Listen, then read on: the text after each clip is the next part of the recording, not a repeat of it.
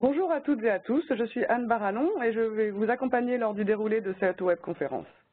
Voyons en ce début d'année et avant un cycle consacré bien évidemment aux élections municipales et communautaires, quelles sont les clés de l'élaboration d'un budget de collectivité locale. La réunion durera 30 minutes et débutera dans quelques instants. Sachez que pour éviter les perturbations sonores, nous avons désactivé les micros. Pour poser vos questions, il suffira que vous utilisiez le module Q&R en haut à droite de votre menu participant. Nous y répondrons en fin d'intervention. À l'issue, vous pourrez télécharger le support de la conférence. Sachez par ailleurs qu'un récapitulatif de toutes les questions posées accompagné de leurs réponses sera disponible sur votre espace client. Maintenant, et sans plus attendre, retrouvons nos experts Richard Pelletier et Paul Brondolin.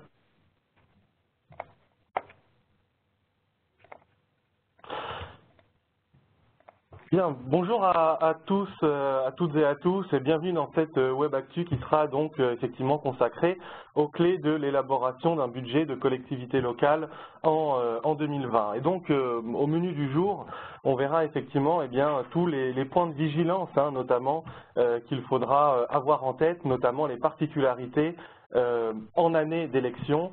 Et on détaillera aussi, on fera un focus un peu plus particulier sur tout ce qui concerne le rapport d'orientation budgétaire et le DOB.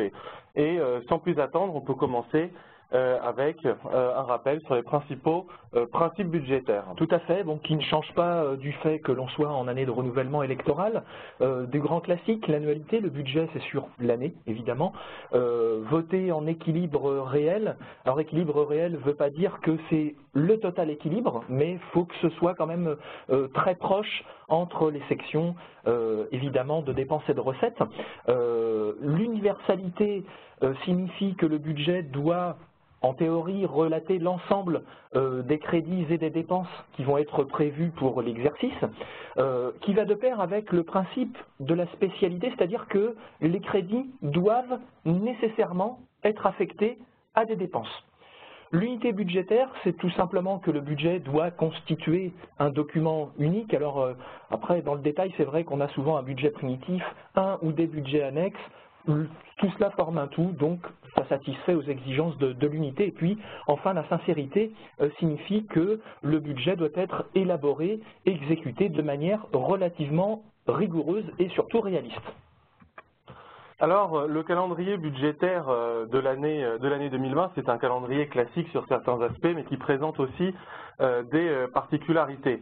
Donc, on peut passer assez rapidement sur les échéances à venir à très très court terme, puisque dans quelques jours, au 21 janvier 2020, ce sera la date limite pour les décisions modificatives et pour ajuster les crédits de fonctionnement.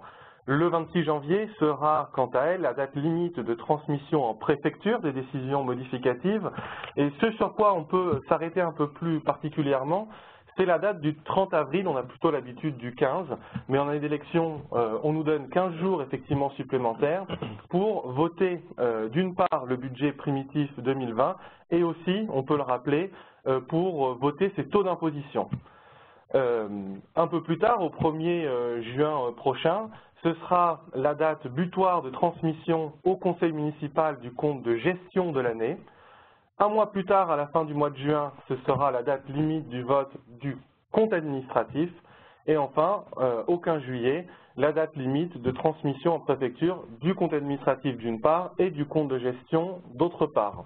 Et on peut voir maintenant un peu plus en détail ce qui se passe avant l'adoption du budget. Oui, parce que dans l'attente du vote du budget, on a peut-être besoin de dépenser ou de collecter d'ailleurs des recettes.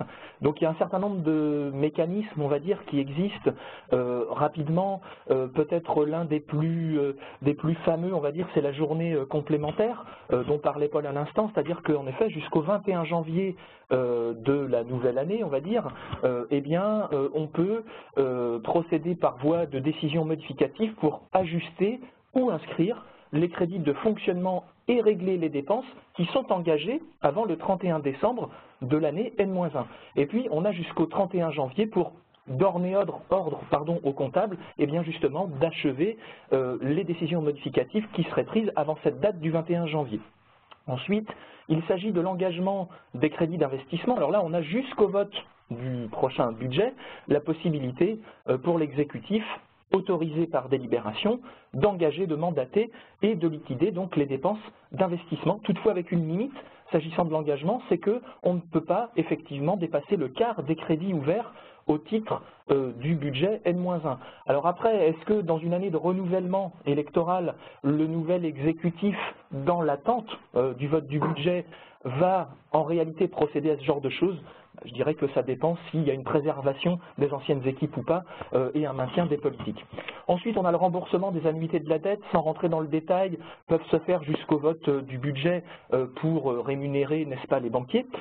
Ensuite, on a tout ce qui est relatif aux recettes et dépenses de fonctionnement qui sont inscrites au budget N-1. Et bien là, on a de nouveau jusqu'au vote du prochain budget pour recouvrer les recettes de fonctionnement dans la limite donc de celles inscrites l'année précédente. Et puis enfin, et c'est peut-être un peu le second mécanisme qui est le plus connu, en tous les cas certainement relativement utilisé, c'est s'agissant des dépenses pluriannuelles. C'est-à-dire qu'on peut avoir des projets qui s'inscrivent dans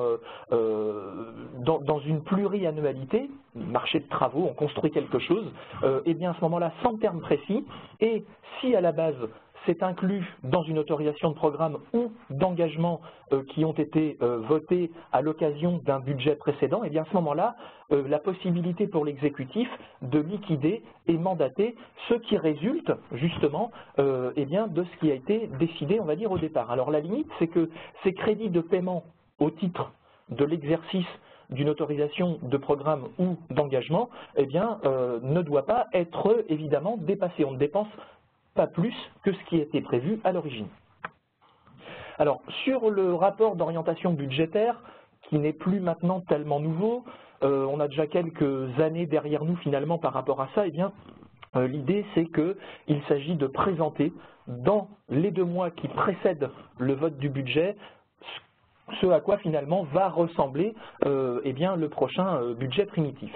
Alors, ce rapport, Paul parlera tout à l'heure un peu du contenu, doit donner lieu à débat, dont, c'est le fameux DOB, le débat d'orientation budgétaire, dont les modalités sont définies au règlement intérieur. Alors, à compter de mars prochain, une petite nouveauté, si jusqu'à présent on avait 6 mois par suite du renouvellement d'élaborer finalement le règlement intérieur, ce qui conduisait éventuellement à ne pas réaliser de débat puisqu'on ne savait pas comment justement le faire, et bien désormais, tant que le prochain règlement n'est pas adopté, il y a maintien de l'ancien qui permet donc éventuellement de réaliser le débat d'orientation budgétaire par suite du rapport d'orientation budgétaire. Ce rapport donne lieu eh bien, à délibération. Alors, sur la transmission et la transparence, cela doit être transmis au préfet, c'est-à-dire la délibération en tant que telle sur le rapport est transmise au préfet, ainsi qu'au président de l'EPCI à fiscalité propre dont la commune est membre, aujourd'hui c'est forcément le cas, et ce dans les 15 jours de son examen, et puis enfin une mise à la disposition du public en mairie dans les 15 jours de la tenue, attention, du débat d'orientation budgétaire. Alors s'agissant du contenu du rapport d'orientation budgétaire à proprement parler, déjà préciser peut-être un élément, c'est que ce fameux rapport, il est de toute façon obligatoire à partir du moment où la commune compte plus de 3500 habitants. Donc il va y avoir des caractéristiques communes, eh bien justement, aux villes de plus de 3500 habitants et les autres, et des caractéristiques particulières pour celles qui comptent plus de 10 000 habitants. Donc pour les communes de plus de 3500 et du coup pour les autres aussi, eh bien, ces communes-là devront présenter dans un premier temps, c'est quelque chose d'important, leurs hypothèses de recettes et de dépenses, leur programme d'investissement, ainsi que des éléments relativement précis sur, d'une part, la structure et d'autre part, la gestion de leur encours de dette. Donc ce sont des éléments qui sont rappelés aussi dans le code par voie réglementaire. On a effectivement une liste de ces éléments. J'attire également votre attention sur un point, et notamment depuis la loi de programmation des finances publiques 2018-2022, on est justement en plein milieu, eh bien, toutes les collectivités sont tenues, enfin de plus de 3500 encore une fois, sont tenues de présenter leurs objectifs en matière d'évolution des dépenses de fonctionnement et de leurs besoins de financement. Rappelons que cette loi de programmation, elle a créé aussi la contractualisation financière, mais qui ne va concerner que les collectivités les plus importantes démographiquement.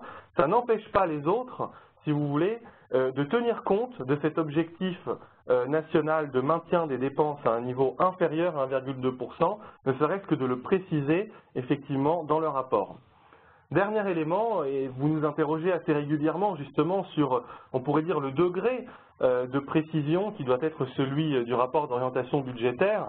Là-dessus, on est vraiment sur, on va dire, de l'interprétation du juge, hein, bien évidemment, mais simplement pour dire que de simples considérations sur, par exemple, la baisse de la DGF décidée par l'État et la manifestation dans le rapport de dire on n'augmentera pas les taux d'imposition cette année, ça ne suffit pas véritablement à constituer un rapport en tant que tel.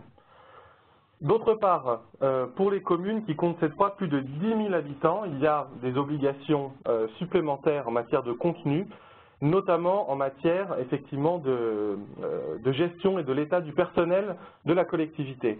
Et notamment devront être présentées la structure des effectifs, les dépenses de personnel sur l'année, la durée effective du travail, notamment pour la collectivité. Donc voilà pour le contenu, ce qu'on doit mettre dans le rapport d'un point de vue théorique, on pourrait dire. Du point de vue pratique, la loi de finances pour 2020, elle est désormais promulguée, elle est entérinée et on en connaît du coup les principales dispositions qui intéressent justement, qui vous intéressent en tant que collectivité locale. Donc il y a effectivement tout un panel de mesures, j'en ai sélectionné celles qui me semblent les plus pertinentes, en tous les cas les plus décisives.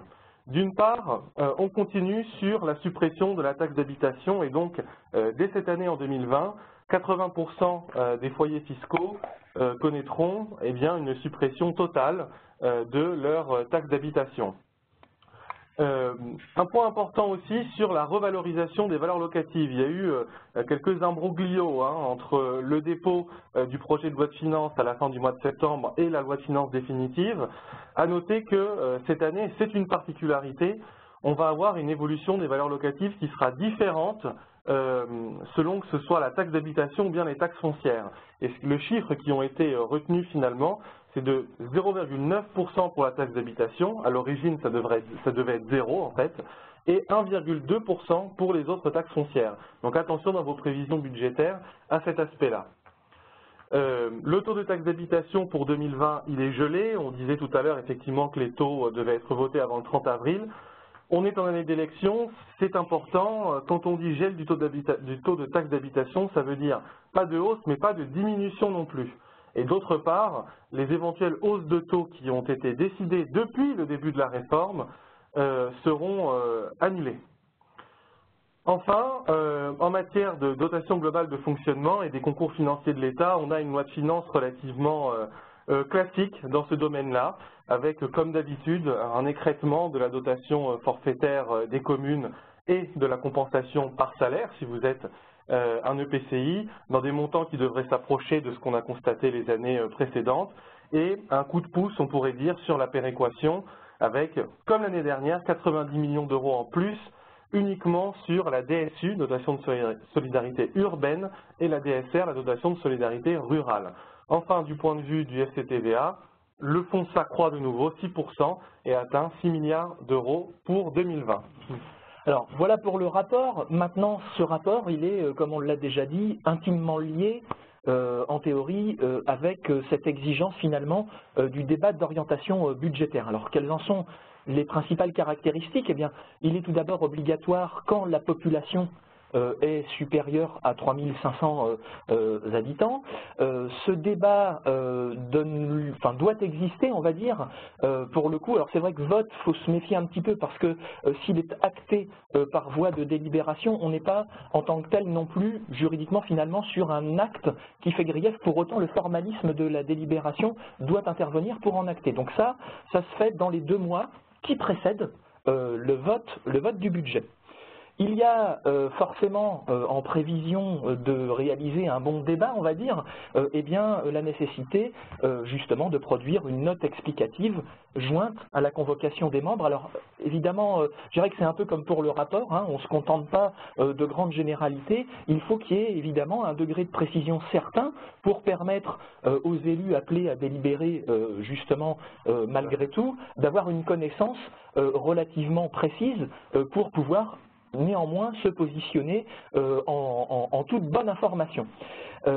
Donc ce débat n'est pas voté à l'occasion, enfin au même moment que le vote du budget, hein, c'est forcément effectivement un préalable, et comme je le disais tout à l'heure, s'il donne lieu à délibération, c'est simplement pour en acter et parce que ce formalisme est imposé. Alors, un point évidemment qui vous pose question, c'est quelles sont les particularités finalement et les différents scénarios possibles en termes de calendrier finalement et d'étapes pour effectivement procéder au débat d'orientation budgétaire et donc adopter in fine le budget primitif, puisque c'est de ça dont il s'agit. On a relevé 3 scénarios différents. Le premier est le suivant: le Conseil sortant a déjà procédé au débat d'orientation budgétaire et a déjà adopté le budget primitif. Dans ce cas, la nouvelle équipe pourra modifier les prévisions budgétaires par les voies classiques que l'on connaît, à savoir une décision modificative ou un budget supplémentaire, sans qu'il y ait besoin d'un nouveau débat d'orientation budgétaire. Une limite toutefois à apporter, c'est que si les taux ont été déjà votés, les modifications seront impossibles. Deuxième scénario: le Conseil sortant a déjà procédé au débat d'orientation budgétaire, mais n'a pas encore adopté le budget primitif. Dans ce cas-là, l'obligation qui incombe à la nouvelle équipe, ce sera d'édicter le budget au plus tard avant le 30 avril. Et enfin, dernière possibilité, le Conseil sortant n'a pas encore organisé son débat d'orientation budgétaire et n'a donc pas adopté le budget primitif.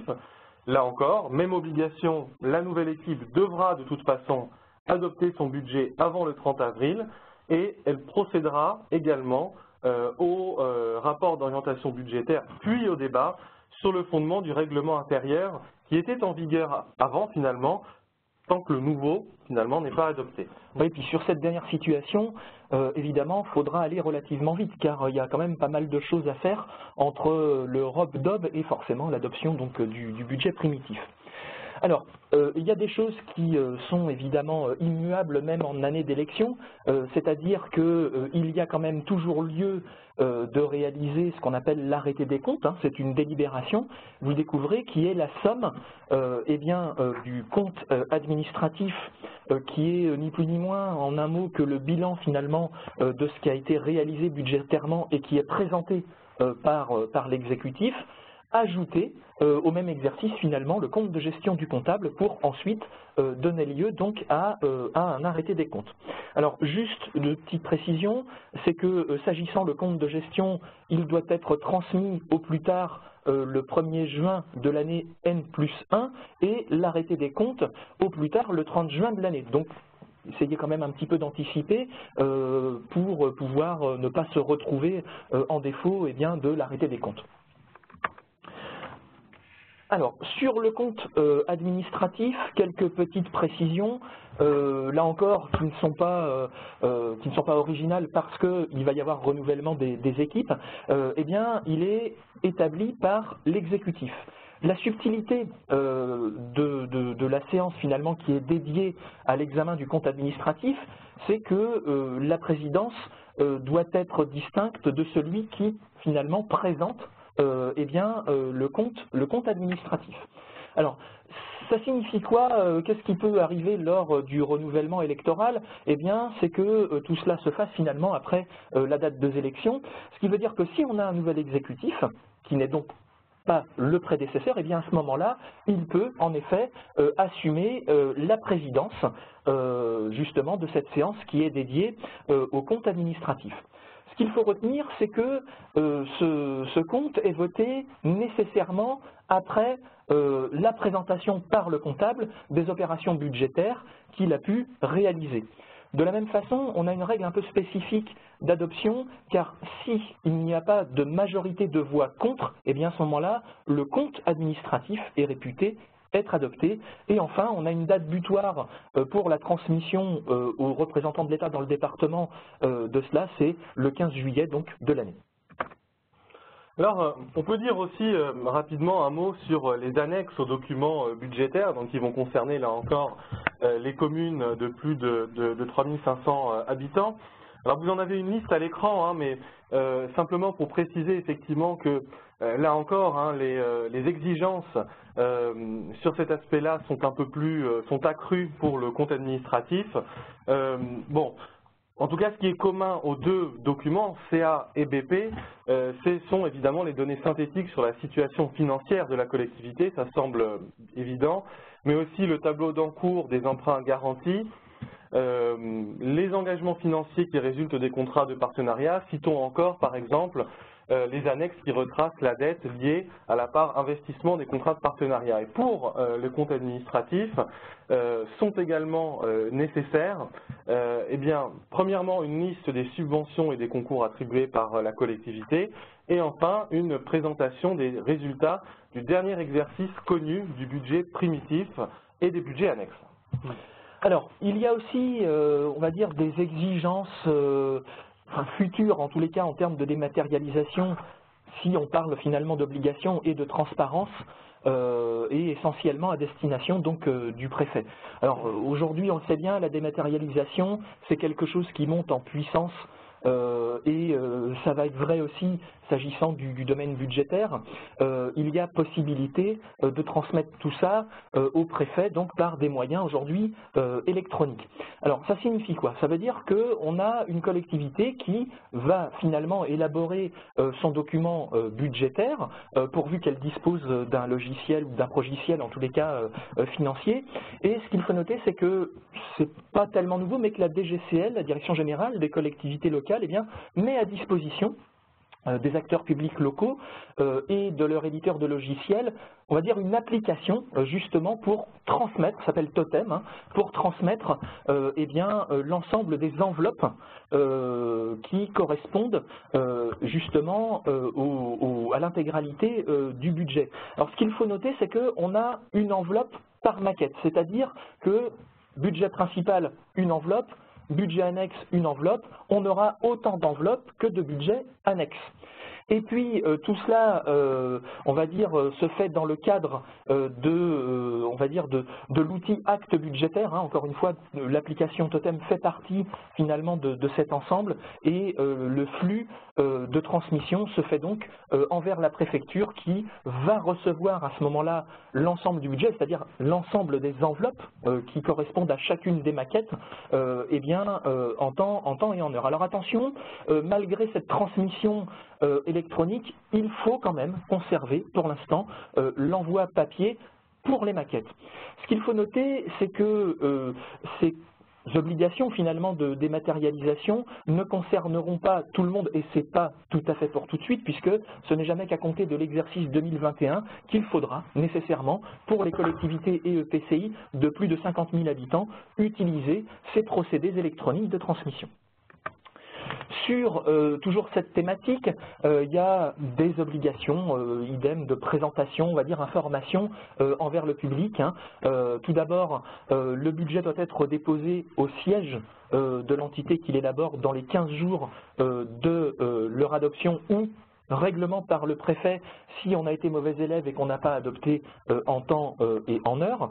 Le rapport d'orientation budgétaire et la note synthétique, la note de synthèse qui résulterait de tout cela doit être mise en ligne dans le mois de l'adoption du budget, à la condition, évidemment maintenant il semble difficile de croire l'inverse, que l'on dispose d'un site internet, et ici effectivement on compte au moins 3500 habitants, il faut publier, Paul en parlait tout à l'heure, les données synthétiques dans une publication locale avec le maximum de précision possible à la mesure de ce dont on dispose.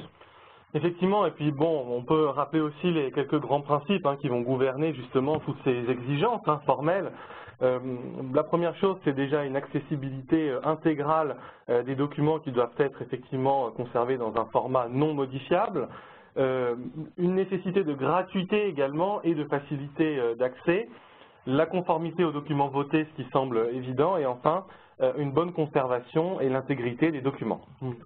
Un petit rappel pour terminer sur cette situation du règlement du budget lorsque on n'a pas, donc pour cette année-là, 2020, adopté le budget, donc avant cette date du 30 avril. Eh bien à ce moment-là, on a une saisine sans délai par le préfet du juge des comptes, la Chambre régionale des comptes, qui rend un avis et propose ce que serait finalement le projet de budget dans le délai d'1 mois de sa saisine par le préfet. Et puis ensuite, c'est le préfet, sur information et transmission de l'avis du juge des comptes, qui règle finalement par voie d'arrêté eh bien le budget, et ce, dans les 20 jours de l'avis de la Chambre régionale des comptes. Alors évidemment, on peut se retrouver avec quelque chose de contraint qui ne soit pas forcément des plus agréables derrière à exécuter. Donc il vaut mieux adopter, même si on doit le faire un peu rapidement, avant cette date du 30 avril. Voilà, donc difficile de tout présenter en un laps de temps aussi court, mais l'idée c'était effectivement de rappeler un petit peu quels étaient les principes et points d'attention qu'il s'agit d'avoir à l'esprit s'agissant de l'adoption du budget pour 2020. Même si on est en période de renouvellement électoral en année d'élection, c'est vrai que surtout la grande subtilité, c'est le changement de date pour adopter le budget reculé de 15 jours. Tout à fait. Merci Richard et Paul. Alors nous avons quelques questions sur justement le DOB et le ROB, avec des situations pour le coup parfois particulières. Dans un premier temps déjà, est-ce que le DOB peut se faire juste après le ROB ? Alors en tant que tel, c'est vrai qu'il n'y a pas, les textes sont pas tellement précis en fait. Maintenant, c'est sûr que, alors on pourrait concevoir que oui, notamment si on est en retard à la limite, peut-être d'avoir un DOB qui intervienne après un rapport. La difficulté, comme je le disais tout à l'heure, c'est que le débat, alors déjà, se fait sur le fondement évidemment de ce que prévoit le règlement intérieur. Alors, il faudrait regarder éventuellement si dans le règlement intérieur, j'insiste, pour l'année 2020, à compter de mars, si on n'a pas encore adopté, ce qui va certainement être le cas dans bien des situations, le prochain règlement dans les fameux 6 mois pour les communes de plus de 1000 habitants désormais, eh bien on reste sur les modalités définies dans l'ancien règlement intérieur. D'ailleurs, pour le nouveau règlement, je fais une parenthèse, on a toujours 6 mois pour l'adopter. Donc nécessairement, il faudrait voir si dans le règlement, il n'y aurait pas un laps de temps qui soit exigé finalement entre le ROB et le DOB. Et puis surtout, il y a une autre contrainte. Cette autre contrainte, comme on le disait tout à l'heure, c'est que le débat, il doit avoir lieu et il est acté par délibération. Alors, évidemment qu'à l'occasion de la convocation des élus, à partir du moment où eh bien, on organise le débat et que l'on doit en acter par voie de délibération, ça veut dire qu'il faut quand même avoir une suffisance d'informations pour justement leur permettre eh bien, de débattre, on va dire, et donc de délibérer pour en acter. Évidemment que si on transmet des éléments du rapport d'orientation budgétaire susceptibles d'être déjà dans le détail, on pourrait se dire que cette exigence de l'information des élus soit éventuellement nécessairement remplie. Donc, pourquoi pas. Simplement un petit complément qui n'est pas précisément dans la question posée, mais tu évoquais à l'instant, c'est vrai, cette exigence de délibération sur le rapport, c'est une exigence de délibération formelle, c'est simplement de prendre acte que le débat s'est bien tenu, mais la question nous est souvent posée, on peut peut-être l'anticiper si elle a été posée à cette occasion de cette web actu, il n'y a pas de vote à proprement parler, on ne donne pas un quitus sur le rapport à proprement parler, c'était juste pour apporter ce point. Alors, d'autres questions sur le côté obligatoire du DOB, et notamment là un EPCI qui aurait 13 000 habitants, mais dont chaque commune a moins de 3 500 habitants. Est-ce que le DOB est obligatoire ? Oui, alors là, sur le seuil, il faudrait vérifier peut-être dans le détail, mais c'est vrai qu'en règle générale, pour tout ce qui touche à l'interco, on applique les règles, on va dire, inhérentes aux communes, quand il y a comme cela un seuil démographique, à partir du moment où on compte au moins une commune qui dépasserait le dit seuil en question parmi les membres, finalement, eh bien, de l'interco. Alors, bon, sans avoir évidemment le code sous les yeux, j'aurais tendance à dire que dans ce cas-là, si 0 commune de plus de 3005, le DOB, me semble-t-il, ne serait pas une obligation. Alors, même dans mon avis. Voilà, même dans l'hypothèse, éventuellement même dans l'hypothèse où on n'est pas obligé de le faire, il n'est pas non plus interdit de le concevoir. Ouais. Et du coup, pour le rapport d'orientation budgétaire, c'est la même réponse? Pour le rapport d'orientation budgétaire, j'aurais tendance à en effet défendre du coup la même idée. Ce qu'il faut, c'est évidemment avoir malgré tout, pour le vote du budget, même quand on n'a pas de commune de plus de 3500 habitants en tant que membre, des éléments précis pour adopter le budget primitif. Ça renvoie toujours à l'information des élus, mais effectivement que si on ne compte pas de commune de plus de 3005 en qualité de membre, j'aurais tendance à dire, encore une fois, il faudrait vérifier dans le détail de la rédaction des textes, mais qu'il n'y ait pas exigence de rapport d'orientation budgétaire. Alors, toujours une commune qui souhaite voter le budget après les élections, donc en avril. Est-ce qu'il est possible de faire le débat d'orientation budgétaire également après les élections?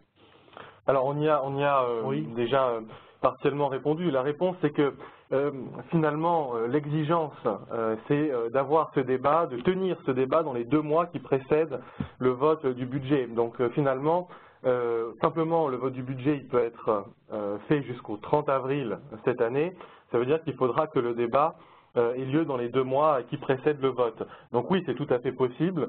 C'était le 3e scénario, me semble-t-il, qu'on avait envisagé de tenir le débat et de voter le budget. Après, mais comme tu le soulignais, c'est plus un problème d'organisation et de date pour être en mesure déjà de rédiger le rapport, ce qui est quand même particulièrement long et voilà, on a beaucoup d'exigences maintenant dans ce rapport.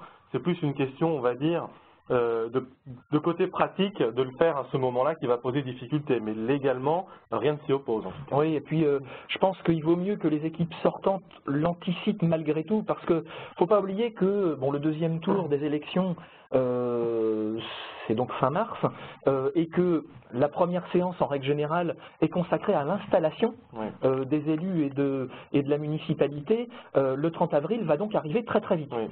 Ce qui veut dire que vaut peut-être mieux pas en effet attendre la dernière minute pour ne pas se retrouver à devoir dépasser la date du 30 avril, parce qu'auquel cas, c'est le préfet qui va donc, par suite de l'avis du juge des comptes, décider du budget. Alors, vous dites que le taux de taxe d'habitation sera gelé en 2020, mais qu'en est-il de la taxe GEMAPI, sachant que c'est une taxe additionnelle à la taxe d'habitation? Oui, effectivement, c'est un loup, entre guillemets, qu'on peut souligner dans la loi de finances. Simplement pour faire un bref rappel, donc chaque année, effectivement, les collectivités compétentes en matière de gestion des milieux aquatiques et de prévision des inondations peuvent, ce n'est pas une obligation, mais si elles ont institué la taxe, voter un produit qui sera finalement traduit en taux additionnel par les services fiscaux. Donc c'est un taux qui va s'ajouter au taux de taxe d'habitation, de foncier bâti, de non bâti et le cas échéant de CFE.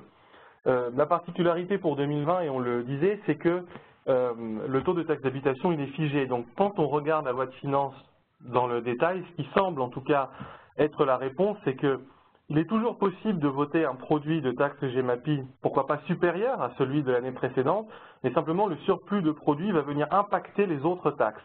Donc c'est ça en fait qui convient d'avoir à l'esprit. Avec la suppression de la taxe d'habitation, on va avoir effectivement un certain effet de report sur les taxes foncières et la CFE. Donc c'est effectivement un point d'attention. Alors on arrive au bout de notre temps d'échange. Comme à l'accoutumée, une petite dernière pour la route, on va dire. De toute façon, ne vous inquiétez pas, toutes les questions sont répertoriées. Paul et Richard y répondront et vous aurez évidemment accès à la totalité des réponses. Donc une dernière question, est-ce qu'une dépense pluriannuelle peut ne pas être engagée par la nouvelle équipe?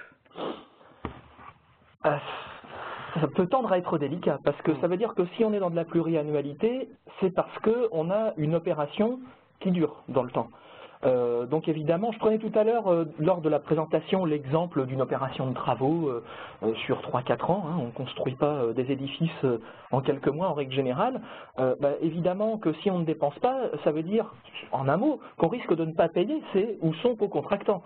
Il est bien évident que ça peut quand même poser problème et que ceux ou ces co-contractants se rappellent au bon souvenir de la nouvelle municipalité en tant que le contrat ne s'arrête pas parce qu'on change d'équipe municipale. Donc effectivement, on a vocation, je dirais même limite presque compétences liées finalement pour le faire. Et à la base, il ne faut pas oublier qu'on a une autorisation de programme qui est supposée indiquer en temps et en heure, normalement, à quel moment se dépenseront finalement les crédits de paiement dans le cadre de l'opération pluriannuelle. Donc, on est plutôt tenu de le faire, effectivement. Merci Richard, merci Paul. Notre prochain rendez-vous donc en février, comme je vous le disais en amont, un cycle dédié évidemment aux élections municipales. Le thème de février sera la répartition des sièges. Merci à vous tous d'avoir assisté à cette Web Actu et nous vous souhaitons une bonne journée. Bonne journée. Bonne journée à tous.